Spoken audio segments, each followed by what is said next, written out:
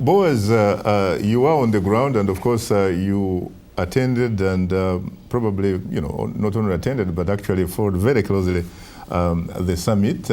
Any particular reason why the theme of intra-African trade seems, at least from our vantage point here, frankly, seems to have been undermined by the contest for the top job for the African Commission?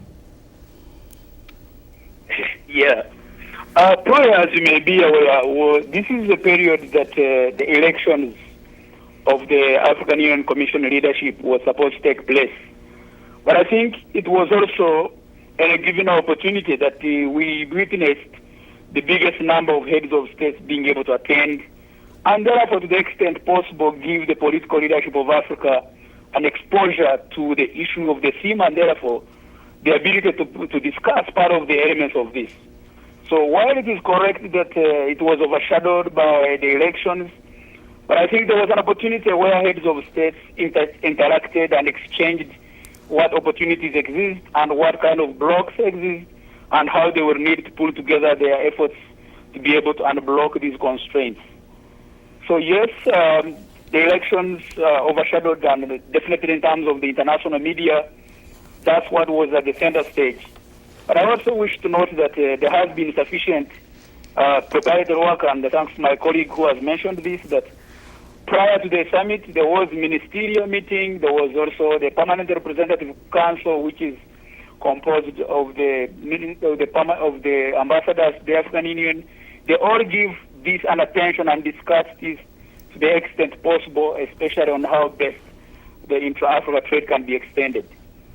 The opportunity was also created by the heads of state to give them an additional impetus. And very interestingly, you could hear specific individuals like President Bingwa Mutharika trying to talk explicitly on how best he can strengthen the regional economic communities to unblock these constraints, such that we can again begin to talk about the broader intra-African trade.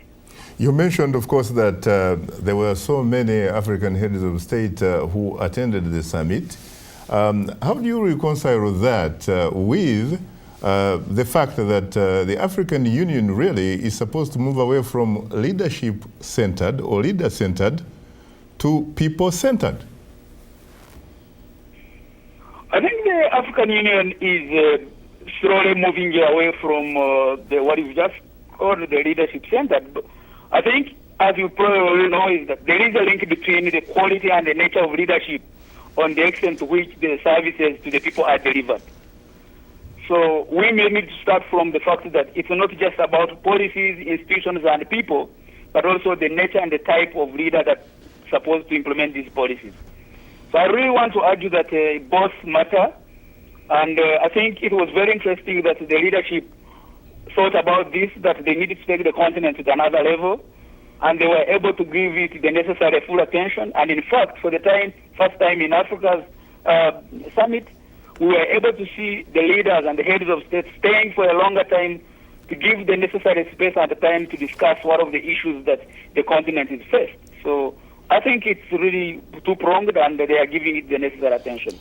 Now, Boaz, many African countries have been independent, or at least politically flag independent, for at least 50 years. And yet, here we are still talking about intra-African trade. What are the obstacles, really, or what are the hurdles that need to be, that need to be overcome so that Africans can begin to interact and trade with one another and share ideas? Yeah, actually, that's very correct, because there has been a series of discussions. The fundamental obstacles, one that could allow effective intra-African trade, is road and railway infrastructure. And these are some of the center areas that were at the center of the discussions. The second one is the telecommunication, the ability to communicate through different forms of media to allow space for understanding where the prices and also the availability of goods and services to be able to be traded. Then the third one is the electricity, where you can have a grid reference that goes beyond different nations, but also sufficient enough to allow industrialization to happen and create a comparative advantage to be able to produce at a relatively cost and allow trade to happen, especially if the road and other forms of infrastructure are responded to. So this was the center of discussions, and I think the understanding and appreciation that while different countries have been able to put up road infrastructure from different areas within their own countries, a lot has not been sufficiently done to allow those road infrastructure to connect to each other, such that we can be able to talk about the intra-African road network or railway network. So those were the real key areas that were under discussions. And the very fundamental point is the extent to which different nations that are independent are able to harmonize their different policies and strategies to allow this network to be connected.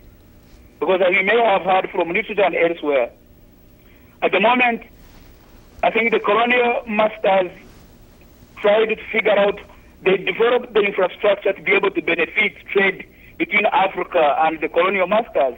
That's why it is very easy and cheaper to trade between Africa and Europe or Africa and China than trade within Africa.